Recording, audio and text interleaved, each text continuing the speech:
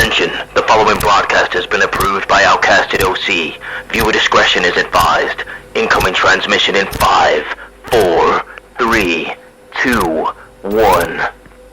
What's up guys, Megan Ross here giving you this week's SmackDown review. So we're going to dive in because there was a lot to go over and a lot of fun things that occurred. So we open very strong with a huge pop for Jimmy Uso returning. We get him very much talking about how he's missed everyone and he was put on the shelf for the past 6 months, and it's big brother versus little brother this week, as he is going to go against Solo Sikoa as the main event for this evening. It was really cool.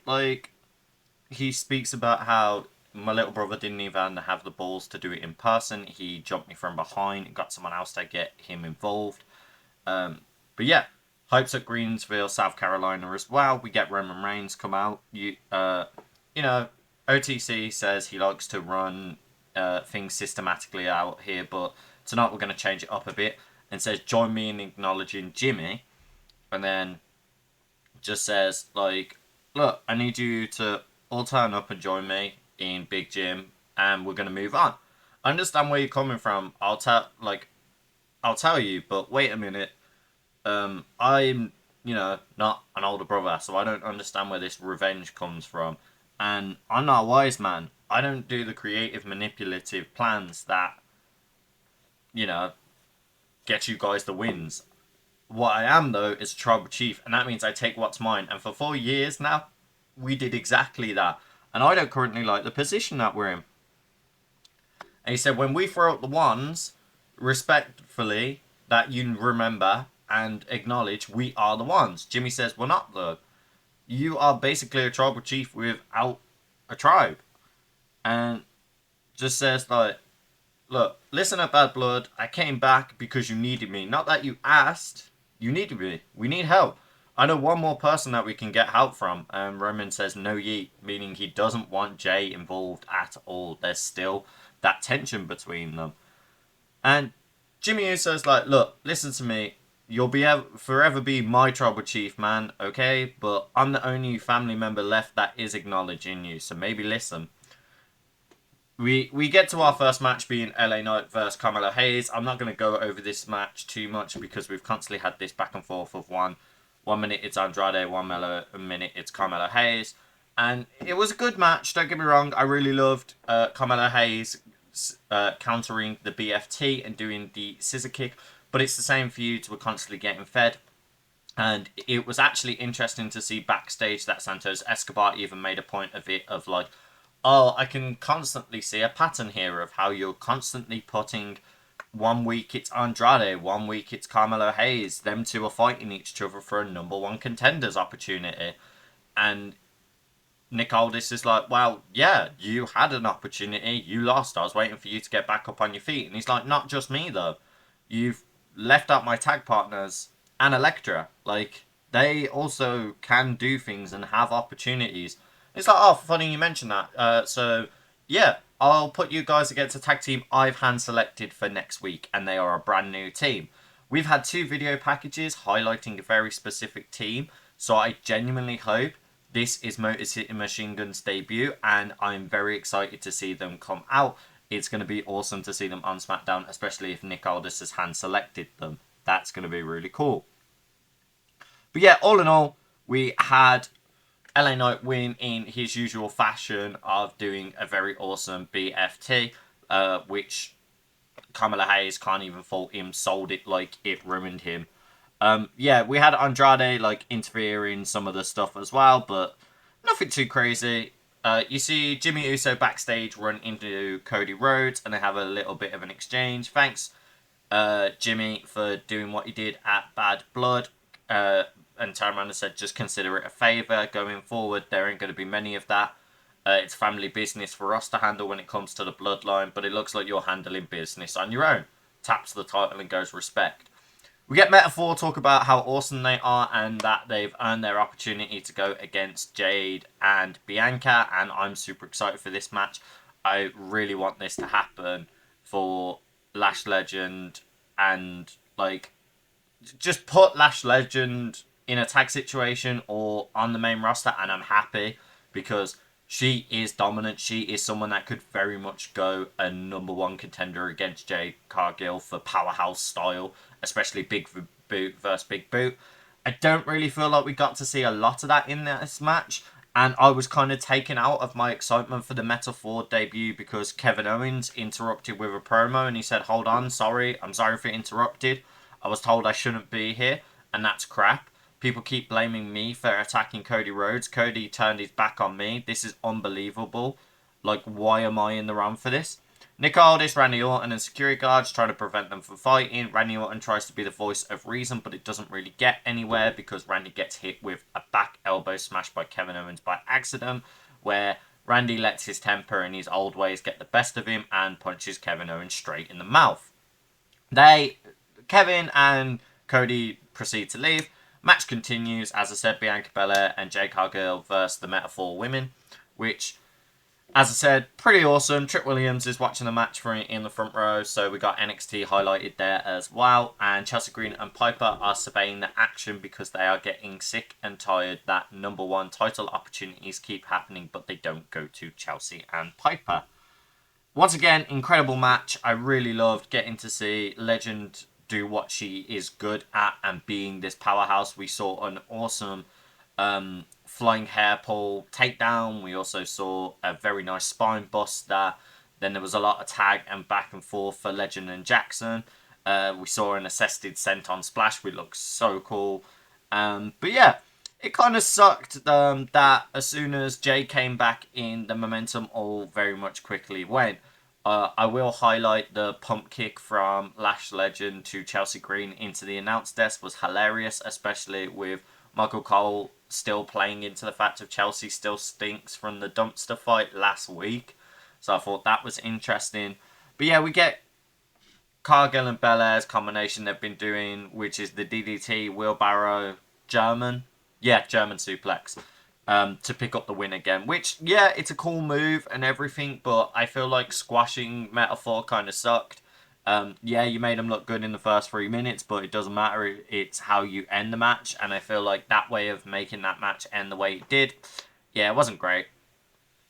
We see Randy Orton trying to calm Cody Rhodes down backstage and get him to go sit in his torn bus and head to the next location because he's like, look, you've got Crown Jewel in a few weeks. And Nick Aldis reminds him this as well. Says, I need you to win this match for SmackDown.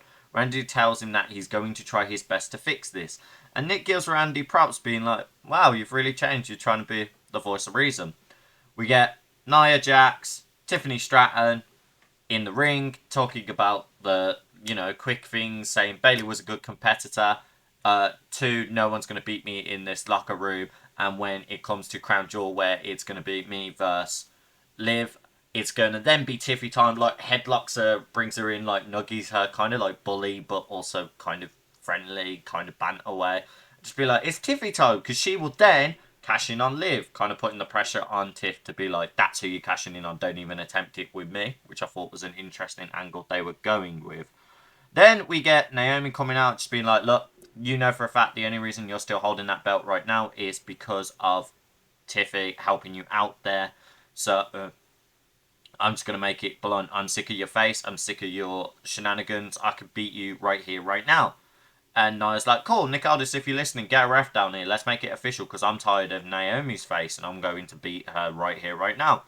So Liv Morgan comes out and just goes, we were coming all the way down here to SmackDown to make an example of you, Nia, but you seem like you've got your hands tied up, so we'll just watch by ringside and watch you lose.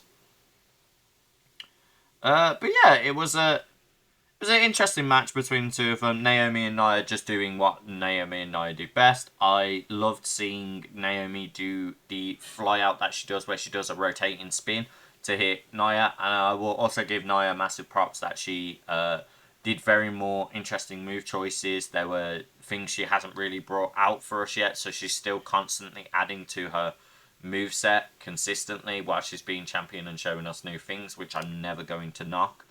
But yeah, match was really good. It kind of derailed into Raquel stopping Tiffany hitting with the Money in the Bank briefcase to then Raquel also interfered in the match, so it gave opportunity for Naomi to grab Nia from the ropes and power bomb her to get a 3 count. So Naomi won, which I thought was interesting because that now potentially means a number 1 contender's opportunity in the future, especially because Crown Jewel doesn't affect the title picture, it just adds a new title. I think the only way it could affect the title picture is rightfully so, as what Nia said, of Tiffany cashing in, so it becomes a championship match against Liv and Tiffany. But we would have to see where that went. But yeah, once again, great match. Naomi wins via the pinfall.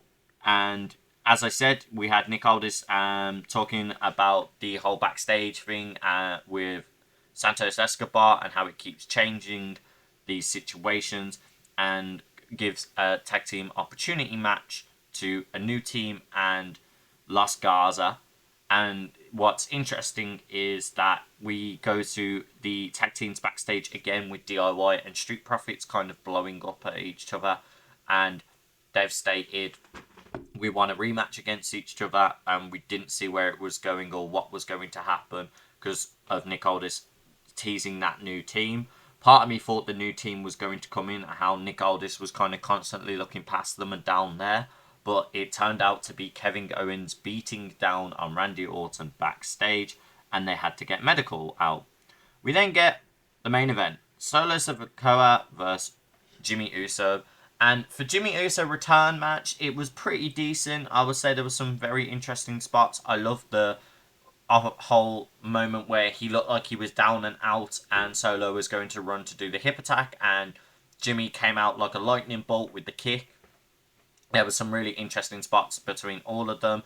How he had the momentum of trying to go for each Bloodline member. Jacob Fatu always being Jacob Fatu, getting involved any moment he could. And he did some really unique spots of getting involved where the ref really wasn't looking. I loved the run attack on the outside. That wasn't seen. But the main thing I want to take away from it was the attack on after the match, where we had Solo still win this match, which was going to be a given, especially how the prior Saturday happened with Roman, Cody getting their win. It was kind of inevitable it was going to be the same. And Solo getting this win, it was kind of needed. But yeah, we had all of the team gang up and beat down on Jimmy after, which then meant Roman came out. But then Roman also lost to the numbers game and got a Samoan spike off Solo to finish that. And what was very interesting is Jimmy still saying, look at that, bro. Yeah, we need help. Like, we genuinely need help. We haven't got a tribe. The numbers are showing. And I think that is getting to Roman, is the fact of now he has to deal with the consequences of everyone else that he's going to have to go against. The people that have now turned on him that were originally there for him. All in all, SmackDown had some very interesting storyline points, but coming straight off of Bad Blood, I expected a lot more. I will say honourable mentions, I did enjoy seeing Rhea Ripley come out on SmackDown, especially because that's not her brand, to still deliver a beatdown to Raquel and Liv. I'm like, cool, makes absolute sense that that's happened, but that's now going to probably play into Friday, next Monday as well. And yeah, I think all in all, good storyline things going forward. I think it could have been a little bit stronger. I think a lot of people were expecting The Rock to make an appearance or make a comment on what he said about why he pointed at the three and cut his neck, saying they're dead. Does that mean he's aligned with Solo Sikoa, Jacob Fatu, and the Gorillas of Destiny? Like, has he been the one behind the scenes controlling Solo? What's going on with that? And I think we got more questions than answers this episode. But let me know what you guys thought in the comment section. And if you like these videos, don't forget to like, hit the bell notification so you never miss when we do upload. Comment your favourite moments or things that you think I can improve on with these videos. And yeah, I will see you guys all in our next review, and every Thursday our podcast episode live from 8 PM UK time. Bye for now.